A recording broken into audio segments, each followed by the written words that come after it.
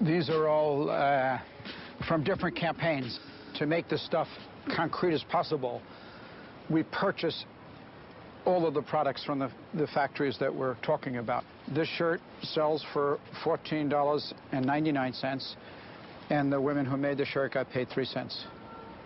Liz Claiborne jackets made in El Salvador. The jackets are $178, and the workers were paid 74 cents for every jacket they made. Alpine car stereos, 31 cents an hour. It's not just sneakers, it's not just apparel, it's everything. We were in Honduras, and some workers, they knew the kind of work that we did, and they approached us, these young workers, and they said, conditions in our factory are horrible. Will you please meet with us? And we said we would, but you can't meet in the developing world. You can't walk up to a factory with your notebook and workers come out and interview them. I mean, there's goons, there's spies, the military police. So you do everything in a clandestine manner. We're about to start the meeting, and in walk 3 guys. Very tough-looking guys. The company had found out about a meeting and sent these spies. Obviously, we didn't have the meeting. But these young girls were really bright.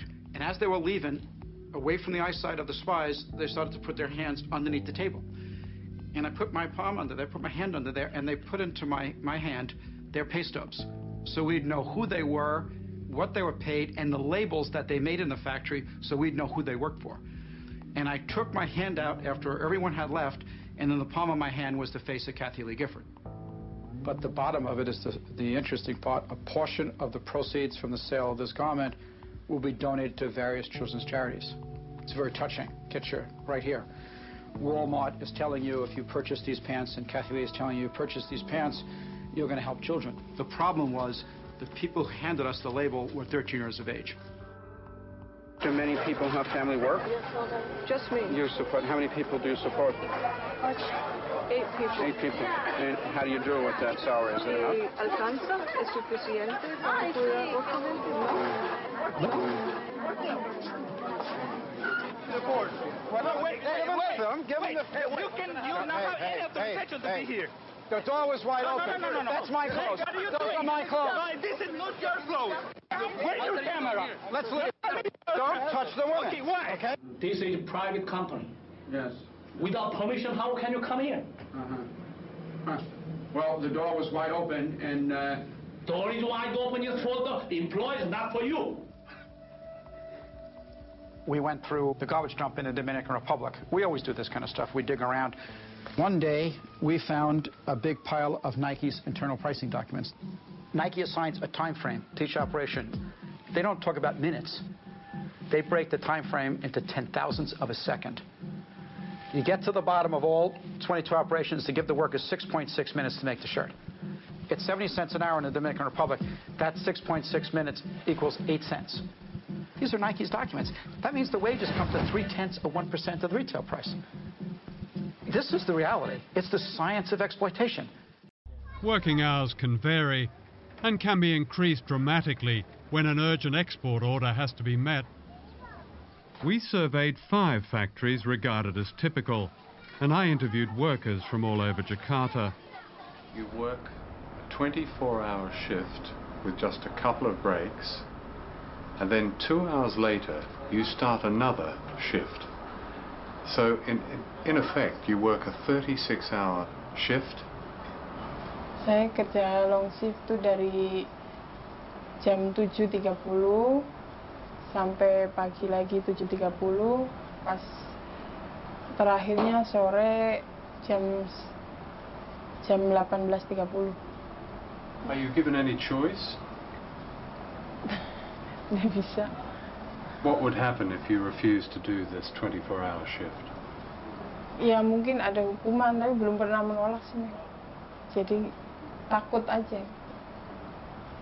On these long 24-hour shifts, do you recall what labels you were packing? Kebanyakan Gap sama Olive. Do any of the people from the Gap company ever visit your factory? Sering. Do they ever ask you about or investigate the working conditions, your working conditions?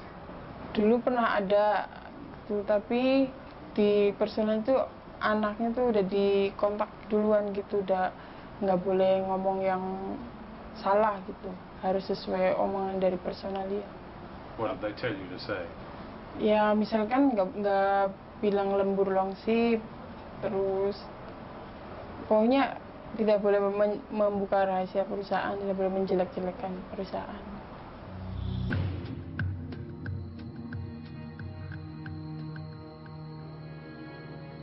I gotta be honest with you. When the September 11th situation happened, I didn't know that. And I must say, I wanna say this because I wanna take it lightly. It's not a light situation. It's a devastating act. It was really a bad thing. It was one of the worst things I've seen in my lifetime, you know. But I will tell you, and every trader will tell you, who was not in that building, and who was buying gold and who owned gold and silver, that when it happened, the first thing you thought about was, well, how much is gold up? The first thing that came to mind was, my God, gold must be exploding. Fortunately for us, all our clients were in gold. So when it went up, they all doubled their money. Everybody doubled their money. It was a blessing in disguise. Devastating, crushing, heart-shattering, but on a financial sense, for my clients that were in the market, they all made money. Now, I wasn't looking for this type of help. But it happened. When the U.S. bombed Iraq back in 1991, the price of oil went from $13 to $40 a barrel, for Christ's sake. Now, we couldn't wait for the bombs to start raining down on Saddam Hussein.